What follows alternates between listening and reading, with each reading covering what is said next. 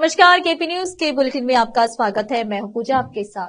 चलिए शुरू करते हैं आज की खबरों का सिलसिला। उससे पहले एक नजर आज की सुर्खियों पर डालते हैं। राष्ट्रीय एकता वॉकथॉन की सफलता के लिए सभी सहयोग करें, अपर जिलाधिकारी शिव कुमार शीलवंत ने कहा। मुड़ा घोटाले के संबंध में झूठे आरोप लगाकर विपक्ष मेरी छवि खराब करने की कोशिश कर रहा है, कर्नाटक के सीएम सिद्धरामैया ने कहा। बेलगावी के पास मालगाड़ी पटरी से उतरी। पीएम मोदी ने वायनाड के लैंडस्लाइड से प्रभावित इलाकों का किया एरियल सर्वे, पीड़ितों से करेगी मुलाकात। पहलवानों की बदौलत हमें और भी गर्व हुआ, रेसलिंग में ब्रांज मेडल आने पर पीएम ने इस तरह जताई खुशी, सहरावत को दी बधाई।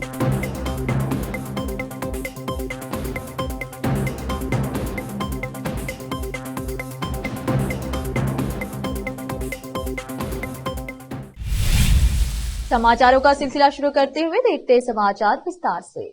15 अगस्त को स्वतंत्रता दिवस समारोह के एक भाग के रूप में बीदर जिला प्रशासन ने 13 अगस्त को बीदर शहर में राष्ट्रीय एकता वॉकथॉन कार्यक्रम का आयोजन किया है। अपर जिलाधिकारी शिव कुमार शीलवंत ने कहा, वे जिलाधिकारी में वॉकथॉन के तहत विभिन्न विभागों एवं जिला स्तर के विभिन्न संगठनों के पदाधिकारियों की आहूत बैठक की अध्यक्षता कर रहे थे।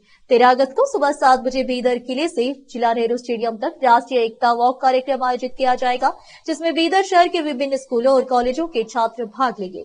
विभिन्न संघों के पदाधिकारी, जनता एवं जिला स्तर पर विभिन्न विभागों के अधिकारियों ने अपने अपने विभाग के कर्मचारियों को इस कार्यक्रम में भाग लेने के लिए कहा।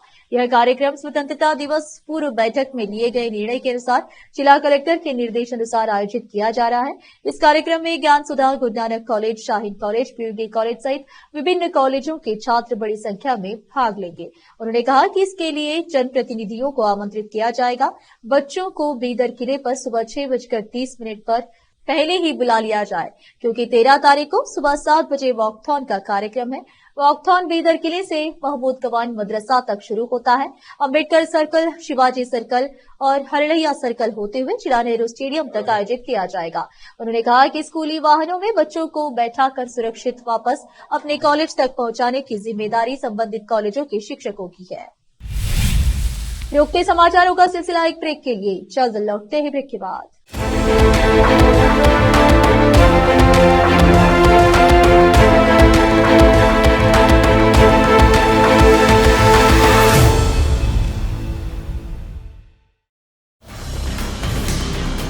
हिंदुस्तान के हर कोने में हम हैं मौजूद। 24 घंटे हालात पर गहरी नजर, खबरों से जुड़े चुपते सवालात, और आपको दिखाता है धार्मिक, सामाजिक, राजनीतिक, लोकल और इंटरनेशनल न्यूज की सबसे बेहतर कवरेज, जो आपको रखती है हर पल बाखबर। देश और दुनिया भर की खबर के लिए देखते रहें KP news 24/7। Noor education trust Bidar की ओर से चलाए जाने वाला Noor MEd and BEd college Bidar, recognised by NCTE Delhi and affiliated to Bidar University, Bidar. Admission are open for the academic year 2023-24. विशेषज्ञ और सक्षम शिक्षकों द्वारा शिक्षा प्राप्त करने के लिए नूर एमएड एंड बीएड कॉलेज में दाखिला लें और शांत वातावरण में शिक्षा प्राप्त करें। बीदर शहर में बेहतर शिक्षा का एकमात्र केंद्र Noor MEd and BEd college, Shahpur gate, Bidar. Phone numbers 9945283920, 8482221297। Hindustan के हर कोने में हम हैं मौजूद। 24 घंटे हालात पर गहरी नजर, खबरों से जुड़े चुपते सवालात, और आपको दिखाता है धार्मिक, सामाजिक, राजनीतिक, लोकल और इंटरनेशनल न्यूज की सबसे बेहतर कवरेज, जो आपको रखती है हर पल बाखबर। देश और दुनिया भर की खबर के लिए देखते रहें केपी न्यूज 24/7।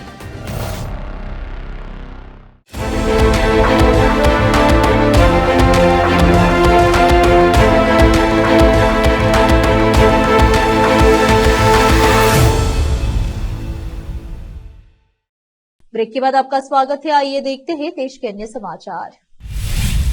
कर्नाटक के मुख्यमंत्री सिद्धरामैया ने विपक्षी भाजपा और जेडीएस पर मैसूर शहरी विकास प्राधिकरण मुड़ा स्थल आवंटन घोटाले के संबंध में झूठे आरोप लगाकर उनकी छवि खराब करने का प्रयास करने का आरोप लगाते हुए शनिवार को कहा कि वह ऐसी बातों से डरने वाले नहीं है। मुख्यमंत्री ने कहा कि वह राजनीतिक और कानूनी दोनों तरह से आरोपों के खिलाफ लड़ेंगे। उन्होंने यह भी कहा कि वह विपक्षी नेताओं एच.डी. कुमारस्वामी, बी.एस. येदियुरप्पा, बी.वाई. विजेंद्र और विधानसभा में विपक्ष के नेता आर अशोक सहित अन्य को उजागर करेंगे और उन घोटालों का भी खुलासा करेंगे जिनमें वे कथित रूप से शामिल हैं। उन्होंने कहा कि जांच रिपोर्ट के आधार पर उनके खिलाफ कार्रवाई की जाएगी। सिद्धरामैया ने कहा, हमने कांग्रेस ने उनकी विपक्षी पदयात्रा के खिलाफ जन आंदोलन सम्मेलनों का आयोजन किया। हमने लोगों से कहा कि वे झूठ बोल रहे हैं, वे झूठे आरोपों के साथ पदयात्रा कर रहे हैं। वे सिद्धरामैया की छवि पर काला धब्बा लगाने की कोशिश कर रहे हैं। वे लोगों के आशीर्वाद से सत्ता में आई इस सरकार को हटाने की कोशिश कर रहे हैं। संवाददाताओं को संबोधित करते हुए उन्होंने कहा कि विपक्ष इस भ्रम में है कि वे सिद्धरामैया की प्रतिष्ठा धूमिल करने की कोशिश करके उन्हें राजनीतिक रूप से दबा सकते हैं। दूधसागर और सोनवानी के बीच सुरंग संख्या 15 के पास भरी हुई मालगाड़ी के 17 डिब्बे पटरी से उतर गए। शुक्रवार को लोंडा वास्को लाइन पर यह हादसा हुआ। हालांकि इसमें किसी के हाथाहाथ होने की खबर नहीं है। पटरी से उतरी मालगाड़ी वास्को से होस्पेट तक कोयला ले जा रही थी। दुर्घटना राहत ट्रेन ART 140 टन की क्रेन और अन्य सामग्री के साथ रवाना की गई है। पटरी से उतरने के कारण दक्षिण पश्चिम रेलवे मार्ग पर ट्रेनों की आवाजाही प्रभावित हुई है। 9 अगस्त को रवाना होने वाली ट्रेन संख्या 17309 यशवंतपुर वास्को डीगामा और ट्रेन संख्या 17310 वास्को डीगामा यशवंतपुर को रद्द कर दिया गया है। शुक्रवार को कांग्रेस जन आंदोलन रैली के दौरान एक उग्र भाषण देते हुए उप मुख्यमंत्री डी.के. शिव कुमार ने भाजपा जेडीएस गठबंधन पर तीखा हमला किया और विपक्ष के हमलों के खिलाफ मुख्यमंत्री सिद्धरामैया का जोरदार बचाव किया। भीड़ को संबोधित करते हुए शिव कुमार ने सिद्धरामैया के इस्तीफे की मांग करने के लिए विपक्ष के नेता आर अशोक और केंद्रीय मंत्री एच.डी. कुमारस्वामी को सीधे चुनौती दी। मैसूर के महाराजा कॉलेज ग्राउंड में भीड़ की जोरदार जयकारों के बीच शिव कुमार ने कहा, अशोक कुमारस्वामी कि आप सिद्धरामैया का इस्तीफा चाहते हैं। मैं हमेशा सिद्धरामैया के लिए खड़ा रहूंगा। आप इस जीवन में कुछ नहीं कर पाएंगे। उन्होंने कहा कि हमने अंग्रेजों के खिलाफ लड़ाई लड़ी और 9 अगस्त 2010 को हमने अवैध खनन के खिलाफ बल्लारी में पदयात्रा की। आज हम अपनी 5 गारंटियों को बचाने और हमारे खिलाफ लड़ाई को रोकने के लिए भाजपा के एनडीए के खिलाफ लड़ रहे हैं। यह महज जन आंदोलन नहीं है, यह अन्याय के खिलाफ न्याय की लड़ाई है, सच्चाई की लड़ाई है। उप मुख्यमंत्री ने जेडीएस पर राज्य सरकार को गिराने की साजिश रचने का भी आरोप लगाया।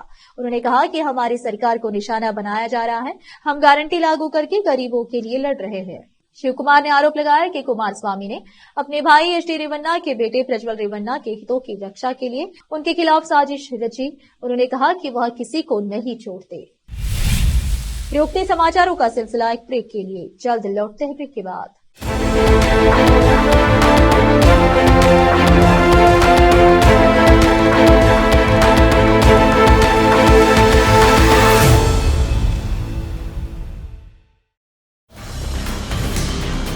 हिंदुस्तान के हर कोने में हम हैं मौजूद।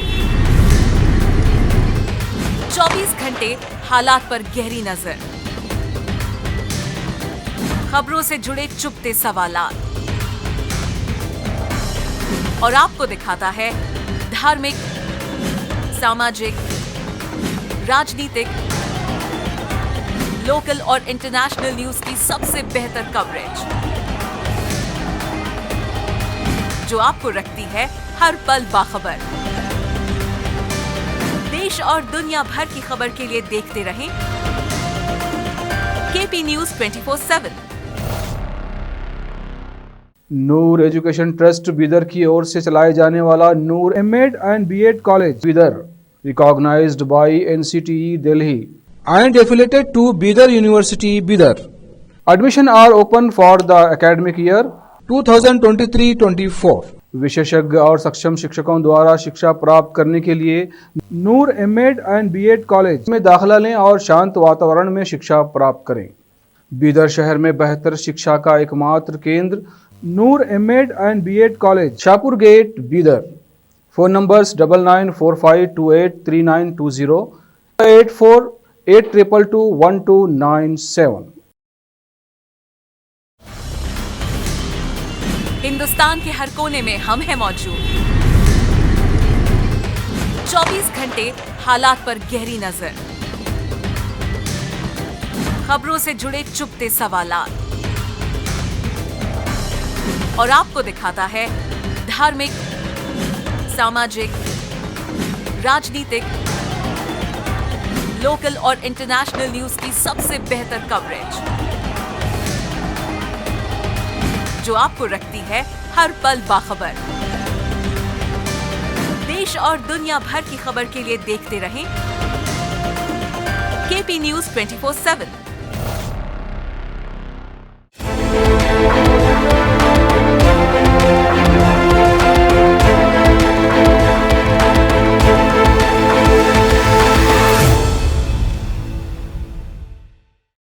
ब्रेक के बाद आपका स्वागत है। आइए देखते हैं देश के अन्य समाचार। प्रधानमंत्री नरेंद्र मोदी ने केरल के वायनाड में लैंडस्लाइड प्रभावित इलाकों का हवाई सर्वेक्षण किया। इसके बाद उन्होंने आपदा से प्रभावित स्थल का दौरा किया। हवाई सर्वेक्षण के दौरान पीएम मोदी ने इरुवांजीजी पूझा नदी के उद्गम स्थल पर लैंडस्लाइड वाली जगह को देखा। इसके साथ ही उन्होंने त्रासदी से सबसे अधिक प्रभावित क्षेत्रों का भी निरीक्षण किया।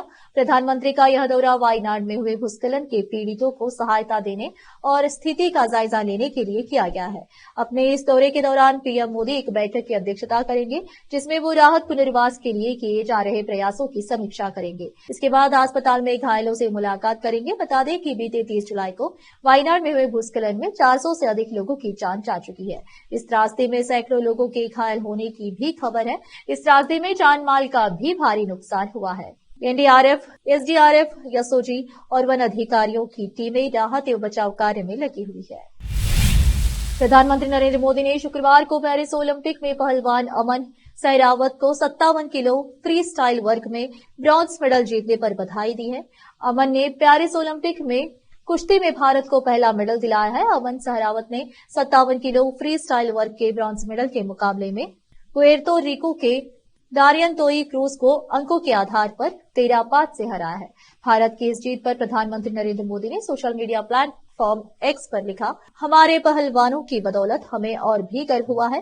पेरिस ओलंपिक में पुरुषों की फ्री स्टाइल 57 किलोग्राम स्पर्धा में ब्रॉन्ज मेडल जीतने के लिए अमन सहरावत को बधाई। इसके साथ ही प्रधानमंत्री नरेंद्र मोदी ने कहा कि पहलवान अमन सहरावत की लगन और दृढ़ता साफ तौर पर दिखाई देती है।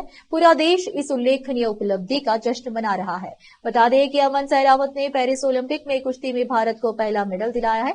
शुक्रवार को 57 किलो फ्री स्टाइल वर्ग के ब्रॉन्ज मेडल के मुकाबले में अमन ने पुएर्तो रिको के डारियन तोई क्रूज को 13-5 पॉइंट से हरा दिया है। महायुति के सहयोगी दल प्रहार जनशक्ति पार्टी के प्रमुख बच्चू कडू ने शनिवार 10 अगस्त को पुणे में शरद पवार से मुलाकात की। इस दौरान बैठक में सुप्रिया सुले भी मौजूद थी। बच्चू कडू पिछले कई महीनों से महायुति से नाराज है। उन्होंने लोकसभा चुनाव में बीजेपी उम्मीदवार नवनीत राणा के खिलाफ उम्मीदवार भी उतारा था। बैठक के बाद बच्चू कडू ने कहा, आज की मुलाकात राजनीतिक नहीं थी। मैंने किसान, मजदूर और दिव्यांगों के मुद्दे पर शरद पवार से चर्चा की। बैठक के बाद सुप्रिया सुले ने कहा कि बच्चू कडू महाराष्ट्र के अहम नेता है। वो लगातार अच्छा काम कर रहे हैं। महाराष्ट्र के हित के लिए सभी अच्छे लोगों को साथ आना चाहिए। शरद पवार महाविकास आघाड़ी में सभी छोटे दलों को साथ लाने का प्रयास कर रहे हैं। बच्चू कडू की प्रहार जनशक्ति के 2 विधायक हैं।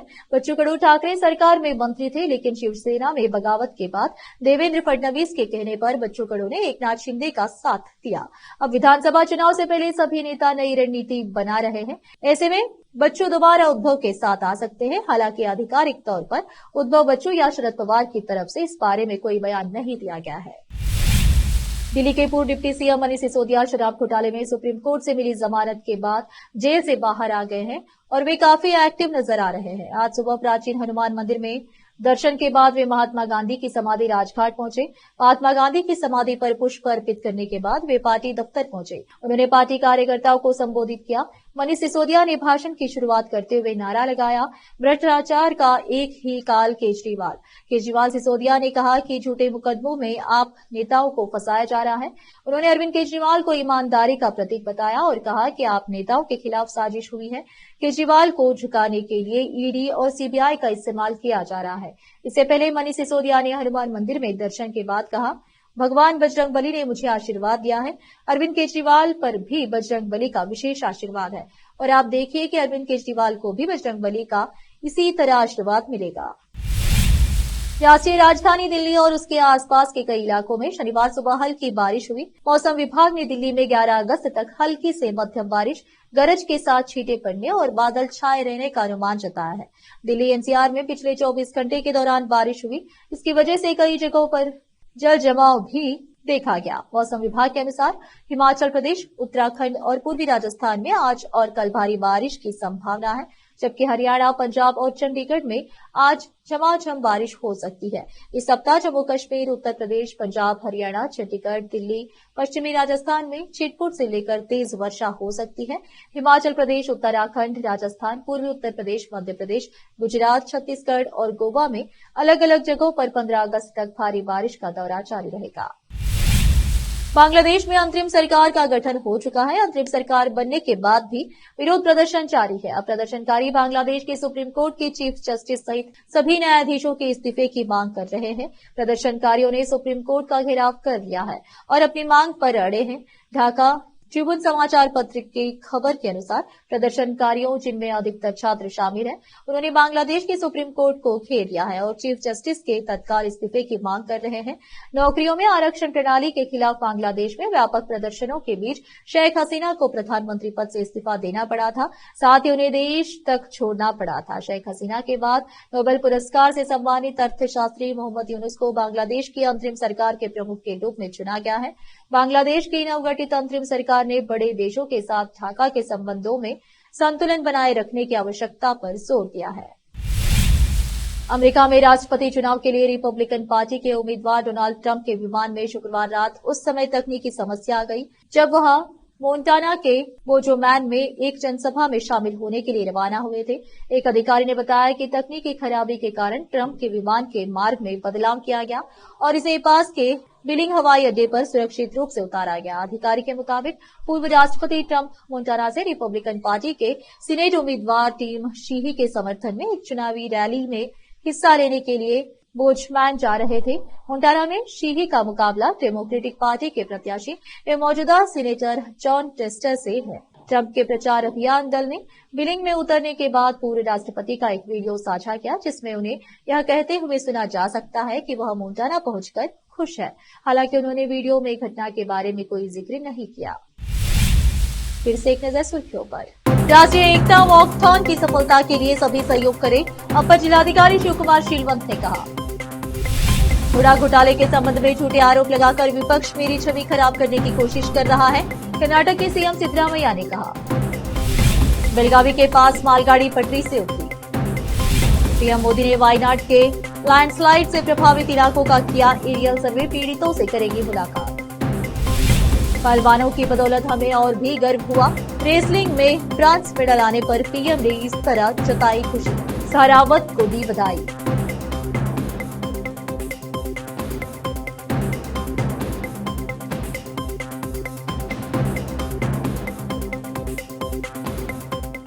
केपी न्यूज के बुलेटिन में आज इतना ही। आप देख रहे थे हमारा चैनल केपी न्यूज 24/7। धन्यवाद।